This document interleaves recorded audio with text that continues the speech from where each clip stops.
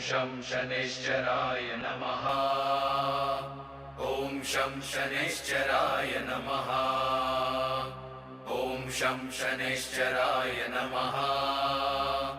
ॐ शं शनैश्चराय नमः।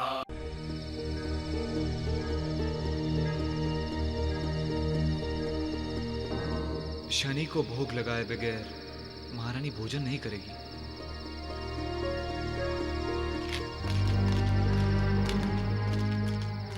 महारानी, हमारे पास तो और कुछ भी नहीं है, बस यही है। अगर आप चाहो तो इसका भोग लगा सकते हो शनिदेव को। नहीं भाई, शनिदेव को ये भोग नहीं लग सकता। शनिदेव को तो गुड़, काले तिल, काली दाल और सरसों का तेल पसंद है। उन्हें सिर्फ काले भोजन का ही भोग लगाया जा सकता है। ये सब तो नहीं है हमारे पास महारानी जी।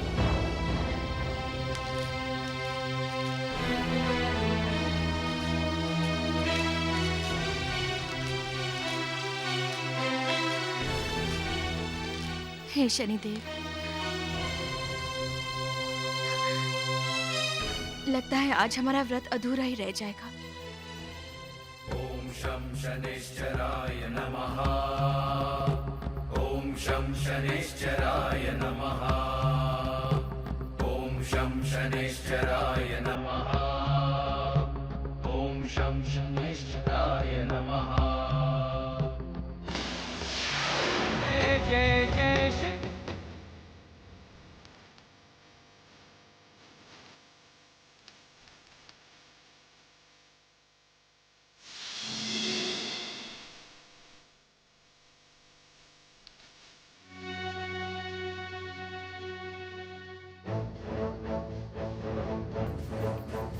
अलख निरंजन,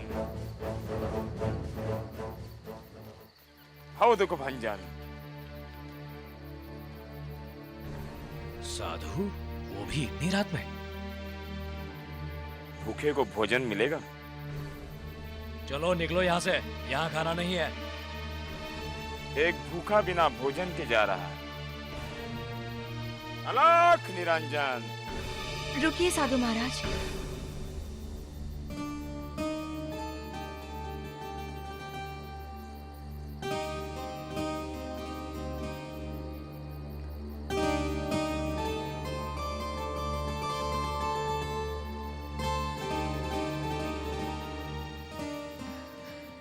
महाराज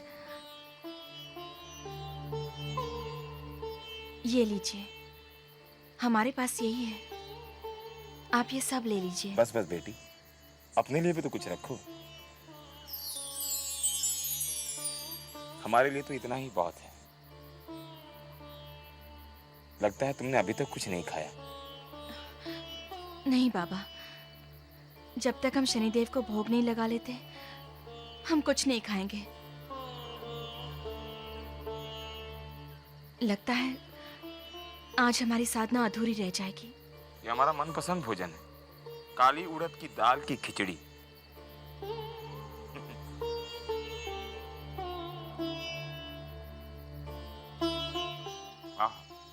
आनंद आ गया। काश हम शनिदेव को भोग लगा पाते। बेटी, समझो तुमने उन्हें भोग लगा दिया। हम समझे नहीं बाबा। बेटी, शास्त्रों में लिखा है अतिथि देवो भव। आज तुमने एक भूखे को भोजन कराया है। इसका मतलब मैंने शनिदेव को भोजन करवाया। तुम्हारे शनिदेव बहुत प्रसन्न होंगे। बेटी, अब तुम भी अपना व्रत तोड़ लो। आज मैं तुम्हारे हाथ का भोजन करके तृप्त हो गया। इसका पुण्य तुम्हें अवश्य मिलेगा। अच्छा बेटी, अब मैं चलता हूं। अलख निरंजन, भव दुख भंजन।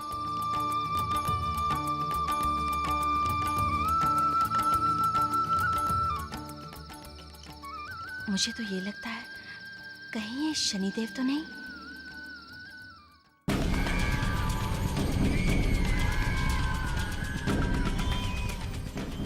तुम्हारे मन में अपनी पत्नी के हाथ से बनाया हुआ खाना खाने की इच्छा जागी,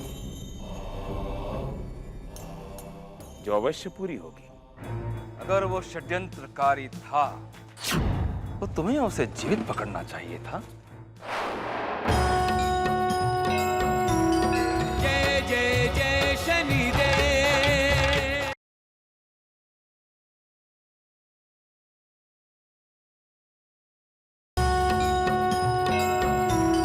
जय जय जय शनिदेव। न जाने ये दयाराम नाई कहां चला गया। इसे तो इस गांव के बारे में कुछ नहीं पता।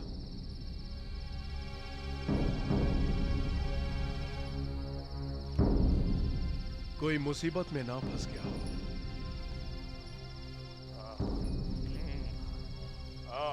भाई भीमा, आज तो मेरी आत्मा ही तृप्त हो गई।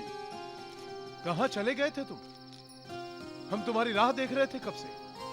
खाना तो साथ में खाते।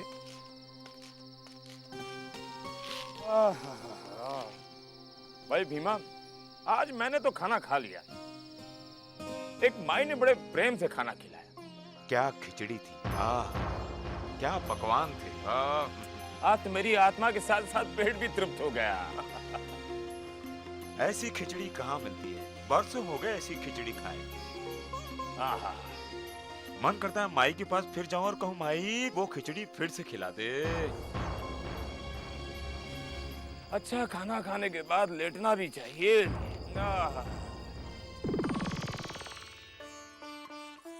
बस बस महारानी। बस हो गया? अभी तो आपने कुछ लिया भी नहीं। बस हम बहुत खा चुके हैं। थोड़ा सा ले लीजिए, वरना हमें लगेगा कि आपको मेरा बनाया खाना अच्छा नहीं लगता और आप जानबूझ के मेरा दिल रखने के लिए मेरी झूठी प्रशंसा कर रहे हैं। नहीं महारानी, हम सच कह रहे हैं। आपके हाथ का खाना खा के तो हमारी आत्मा तृप्त हो गई। आपकी आत्मा भले ही तृप्त हो गई हो, किंतु मेरी आत्मा तब तृप्त होगी जब आप ये बादाम की खीर पूरी खत्म करेंगे। बादाम का खीर?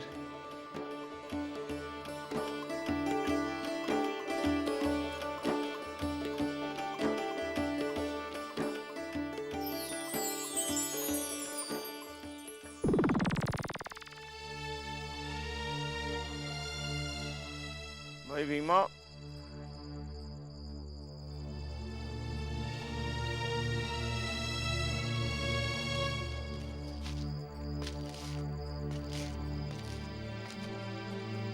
भाई भीमा, कहाँ खो गए? कुछ नहीं। किसी की याद आ गई?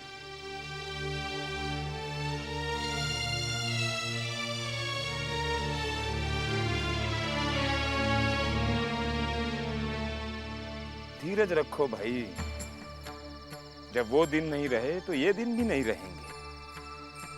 आज तुम्हारे मन में अपनी पत्नी के हाथ से बनाया हुआ खाना खाने की इच्छा जागी, जो अवश्य पूरी होगी।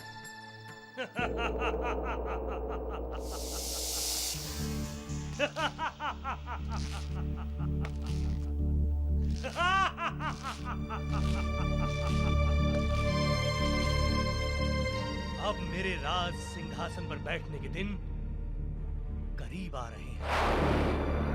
बस थोड़ी प्रतीक्षा और फिर ये कारंग होगा इस उज्जैनी का सम्राट।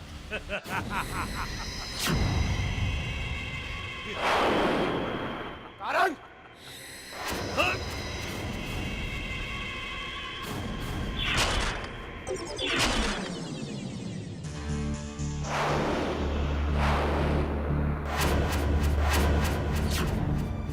ये मत समझना कारंग कि मेरा वार खाली चला गया। मैं चाहता तो ये चाकू तुम्हारे सीने के पार होता और तुम्हें उज्जैनी के विरुद्ध रच रहे षड्यंत्र का दंड दिलवाता। तो फिर तुम रुक क्यों गए? आगे बढ़ो।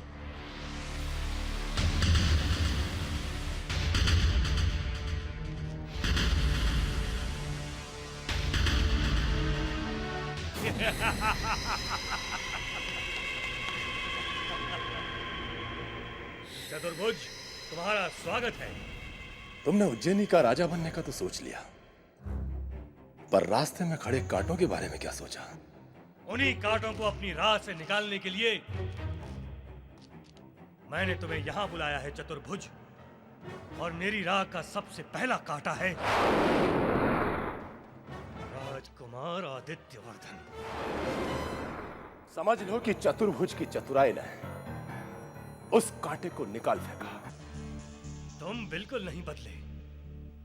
आज भी तुम हर निर्णय लेने में बहुत शीघ्रता करते हो।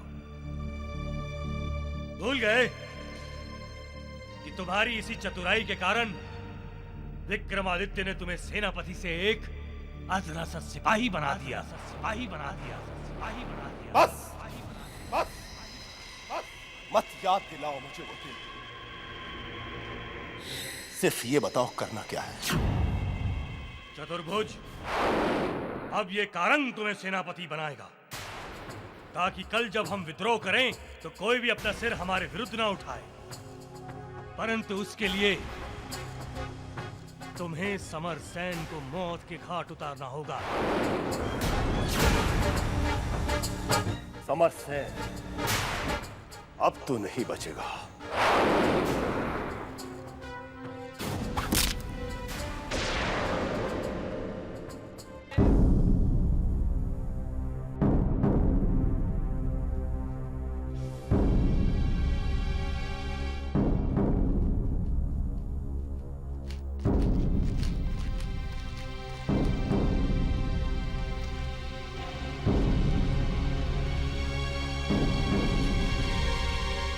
क्या है ये?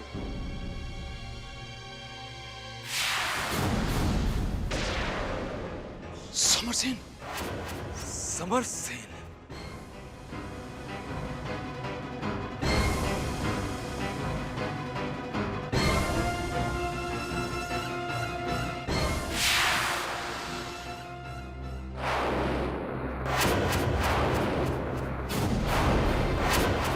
किसने किया ये सब? किसने किया ऐसा? हमने।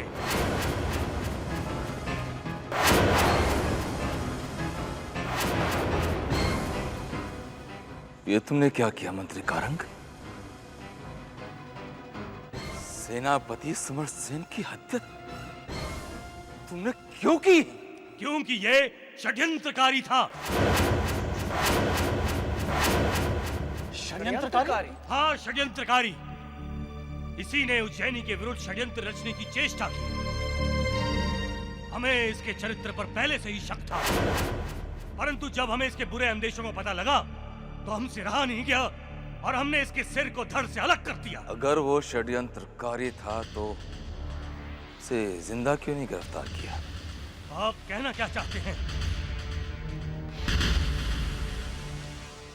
अगर समझ सको तो बात बहुत सीधी है कर, और अगर समझना ना चाहो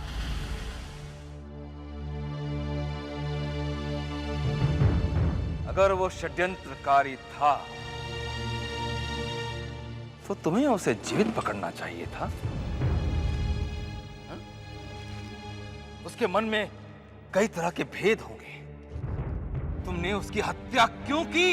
क्योंकि मेरा खून खौल उठा था जब मुझे पता चला कि यही है वो षड्यंत्रकारी जिसने उज्जैनी की प्रजा के साथ विश्वासघात किया है। तो मुझसे रहा नहीं गया और मैंने उसको उसके अपराध का दंड देना ही उचित समझा। और तो और उसके मन में पहले से ही खोट था, नहीं तो वो कब का महाराज को ढूंढ निकालता था। महाराज का पता तो नहीं चल पाया, लेकिन जंगल में महाराज का मुकुट, तलवार और ये वस्त्र मिले। तो इसका मतलब है महारानी के लापता होने में भी सेनापति समरसेन का हाथ था। हाँ कालिदास जी, मुझे भी पूर्ण विश्वास है कि महारानी के अपहरण में समरसेन का ही हाथ था। पर अब महारानी का पता कैसे चलेगा? महारानी का पता तो हम लगा ही लेंगे, परंतु उससे भी आवश्यक था उज्जैनी को उस जैसे देशद्रोही से बचाना। आप सब लोग मुझ पर पूर्ण विश्वास रखें। कारंग के होते हुए कोई भी षड्यंत्रकारी इस उज्जैनी पर षड्यंत्र की रचना नहीं कर सकता, नहीं कर सकता।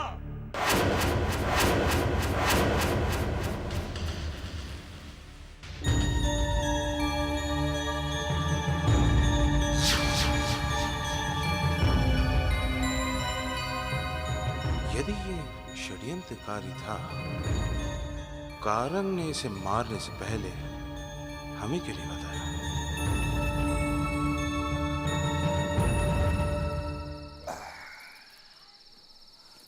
हाँ भाई भीमा, अब बताओ तुम कौन हो और कहां से आए हो? अरे भाई हमसे इतना क्यों रूठे हो? समझ गया, तुम्हारी मन की बात मैं समझ गया। क्या समझ गए? अरे भाई हमारा नाम दयाराम नाई है, हमने घाट घाट का पानी पिया है, हम सब जानते हैं। क्या जानते हो तुम? तुम तमल प्रदेश के तो नहीं हो?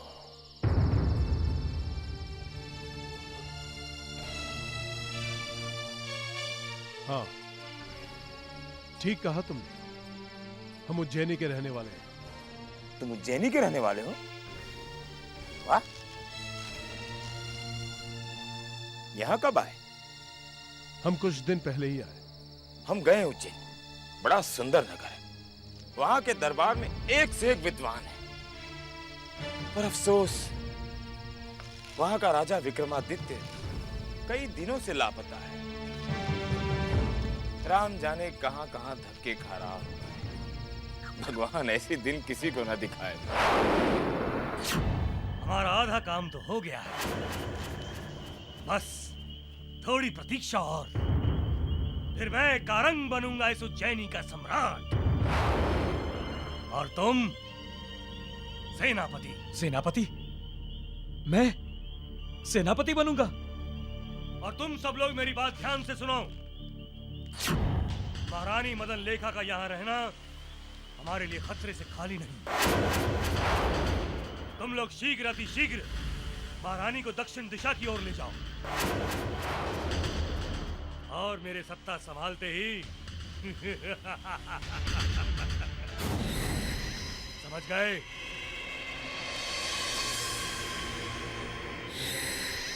चलो, हमें इसी समय निकलना होगा। जाओ, जाकर महारानी को लेकर आओ। महारानी जी, चलिए, हमें इसी वक्त निकलना होगा।